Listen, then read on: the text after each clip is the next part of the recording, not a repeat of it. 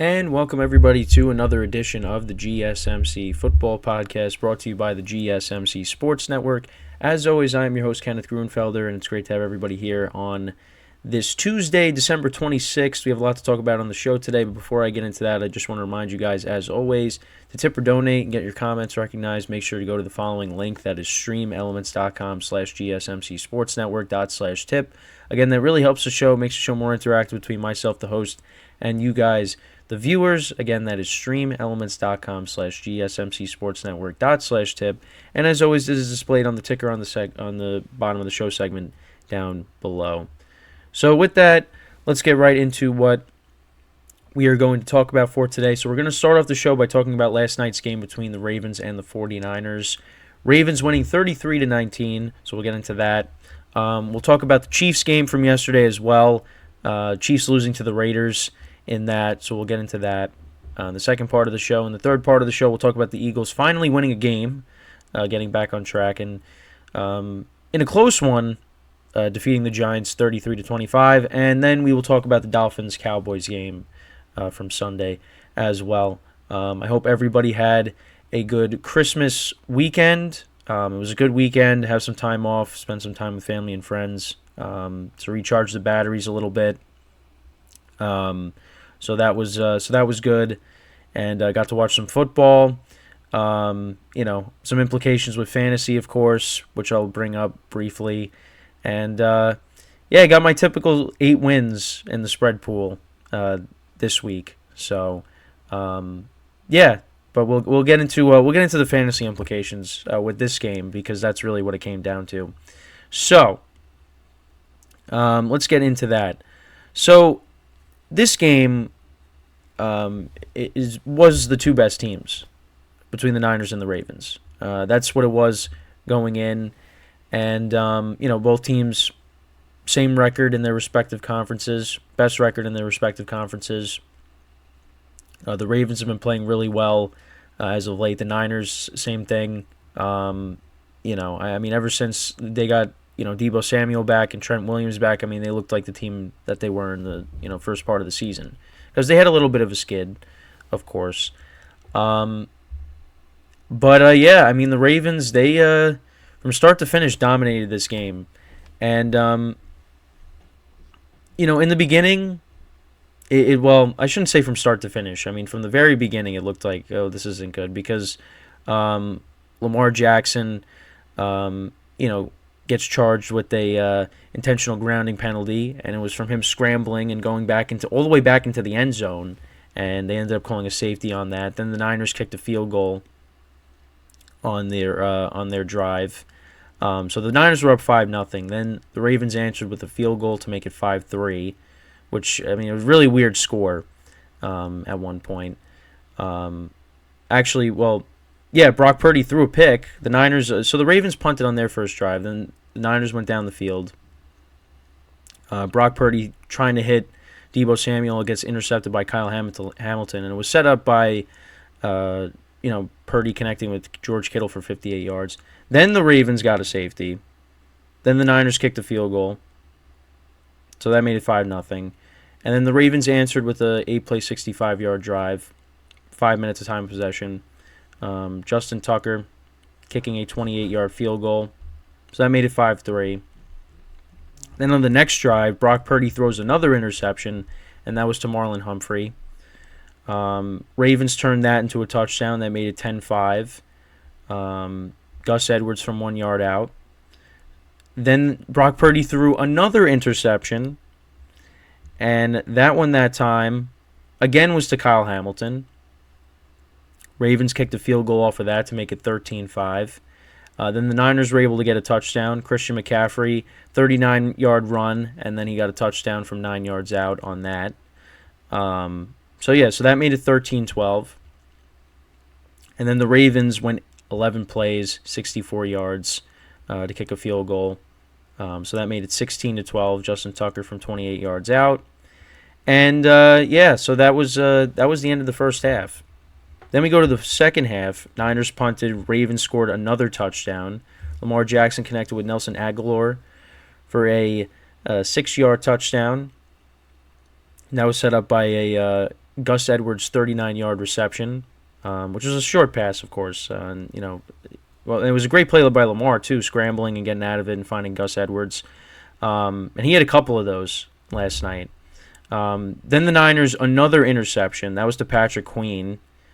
Some of these were deflected up in the air, and the Ravens were able to pick it off. And then the Ravens turned that into a touchdown. Lamar connected with Zay Flowers, so that made it 30-12. Niners punted. Ravens kicked another field goal. We go to the fourth quarter. Ravens punted. Niners went 12 plays, 90 yards down the field. And, Brock Purdy actually had to leave the game. He got hurt in this game. So Sam Darnold came in, and he connected with Ronnie Bell for a 12-yard touchdown. Ravens punted, another interception in the game. Darnold got picked off. I was trying to hit Kittle. And, the Ravens ended up winning the game. It just... Not a great showing by the Niners. Brock Purdy, his numbers on the day: 18 of 32, 255 yards, no touchdowns, 4 interceptions. Sam Darnold came in, had 81 yards passing, a touchdown and a pick. Christian McCaffrey, again, another great game: 14 carries for 103 yards and a touchdown. Brandon Ayuk and George Kittle had good games: 7 receptions for 126 yards for Kittle, 6 receptions for 113 yards for Ayuk. Deebo Samuel had 4 for 47. McCaffrey had 6 for 28. Ronnie Bell had the 1 for 12 with the touchdown. And then for the Ravens, Lamar Jackson, 23 of 35, 252 yards, 2 touchdowns, no interceptions. Ravens ran the ball for 102 yards in total. Lamar was the leading rusher. He had that 30-yard scramble, which was just a great play by him. And that's what makes him, that's what kind of separates him from some of the other quarterbacks, is his ability to scramble like he does. And then you had Gus Edwards, 31 yards and a touchdown. Zay Flowers was their leading receiver, 9 for 72 and a touchdown, and Isaiah Likely had 3 for 56. Gus Edwards, 1 for 39. The Ravens had picks in this game. Of course, 4 picks. You had 5 picks in the game. Brock Purdy had 4. Kyle Hamilton had 2. Marcus Williams had 1. Patrick Queen 1, and Marlon Humphrey 1 as well. And this was a great performance by the Ravens. Again, in the very beginning, it didn't look good, but they pretty much dominated the game. Their defense, forcing Brock Purdy into 4 interceptions. They played a really solid game. And Lamar Jackson, he's a part of that MVP conversation. This is that year where it's really, there's no clear-cut MVP. Well, still think it should be Christian McCaffrey. I think, especially with Tyreek Hill missing a game, although he was able to come back and make some plays on Sunday against the Cowboys. But, this should be Christian McCaffrey's award. But Lamar Jackson is definitely up there.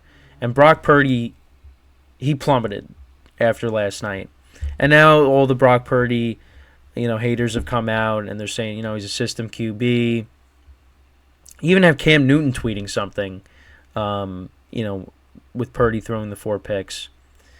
So, it's not a good performance by him. But, again, I think that has more so to do with what the Ravens were able to do last night. And they put, the NFL on notice with that. That they dominated the Niners, and this was on the road. Not an easy place to play, and they got the job done, and you got to give them credit. And this was the game which was arguably the 2 best teams in the NFL. Now, the Niners, they were looked at as, the top team. Ravens were like number 2. But after that win, Ravens kind of have that blueprint. They have the defense, and they showed it last night. And the other thing, too, is, and I've been saying this, for weeks now, is, these last couple of seasons, Lamar Jackson has been hurt at this point in the year, and that's kind of hurt the Ravens season. But now, he's the only QB healthy from that division. So, and he's playing really well, and it helps that he finally has some weapons to work with. I know the running back situation isn't the best, but Gus Edwards did his job last night. You have Keaton Mitchell tearing his ACL. Dobbins earlier in the year tearing his Achilles. But you know what? You got Lamar Jackson. Like I said, Gus Edwards and Justice Hill, I mean, they can get the job done. They're not elite running backs by any means, but you know what? They're serviceable. And then, of course, you have, I mean, Mark Andrews has been hurt, but you got Isaiah Likely stepping up, the young tight end. You got Zay Flowers, who's been great, in his rookie season. Although I wish he did good, last week when I needed him, but that doesn't matter at this point. Odell Beckham Jr. has been decent. So, you got weapons to throw to, and that's something that the Ravens kind of lacked. Nelson Aguilar also catching a touchdown last night. The Ravens looked really good, and you know what? They could be the best team in the NFL now with that win.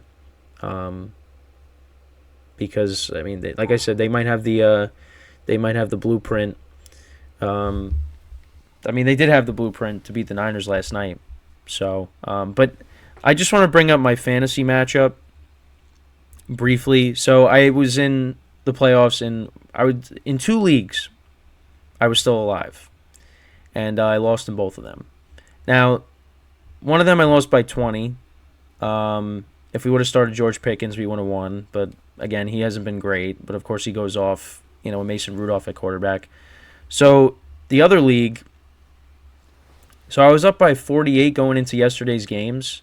Well, first I was losing by a lot, and then after Thursday and Saturday's games, then I was up after Sunday's games. So going into yesterday, I was like, listen, there's still a lot of people left to be played on my friend's side, so hopefully, we're able to pull it out. And it came down to Deebo Samuel last night, and I ended up losing by 1.22. I lost 128.8 to 127.58 because of Deebo Samuel's final catch. I think it was on the 4th down play. Yeah, so I'm out of the playoffs. Knocked out. In both leagues, so there will be no championship coming home this year, which was very... and it was just annoying because I was like, Debo, just get it over with. And I thought it was going to be when Purdy was trying to connect with him in the beginning for the touchdown, and then Kyle Hamilton picked it off. But it came down to like the final 3 minutes in the 4th quarter for me to finally lose. It was like, just get it over with. But this has happened where, I'm like, I'm going to lose this game. And then it's just they wait till the very end because they want to give me hope that I'm going to win, and then I end up losing. So, yeah, just another depressing defeat. But, with this game, though, I mean, listen, the Ravens put the NFL on notice, like I said. And to me, the only team, well, not the only team, but the Ravens have to beat themselves if they don't make it to the Super Bowl. Because we've seen, in the Browns game, the Colts game, the Steelers, they've had some bad games. And again, every team has. The Niners had another bad game last night against the Ravens. But to me, I mean, the Ravens, I mean, you look at the landscape of the AFC.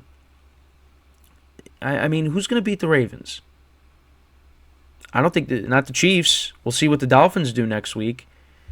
They already beat the Jags. I mean, the Ravens have to beat themselves, I think, if they don't make it to the Super Bowl. But, because they played a clean game other than the safety.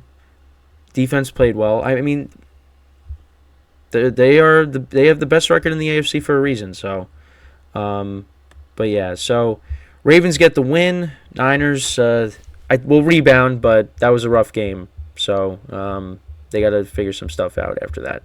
So with that, we're going to take our first break of the show, and then when we come back, we're going to talk about a team that is in trouble, and that is the Kansas City Chiefs, because yesterday, oh boy, that was not a good performance. So stick around, and we'll be right back here on the GSMC Football Podcast.